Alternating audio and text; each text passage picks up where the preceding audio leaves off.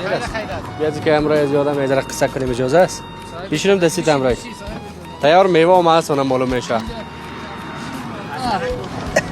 خیلی بیگه کم خدا گوشه کدگه.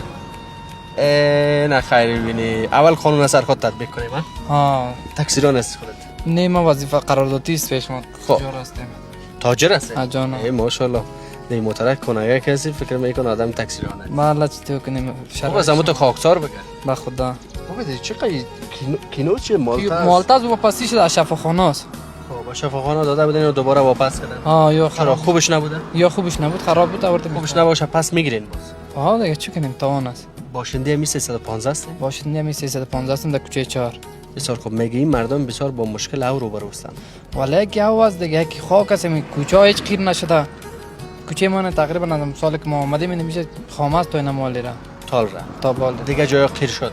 پخته شد. ها پخته شد در دوره جمهوریت کسی که زور بود کوچهش پخته شد از ما در کوچه ما کس نبود دیگه. زور نبودین. زور نبودیم اولاد غریب اینجا قرار کوچه تا بال خام است. غریب همیش پایمال است. با خدا نه. نام شما چی است؟ نامم عبدالرحمن. عبدالرحمن باشنده 315 کابل. ها جانا.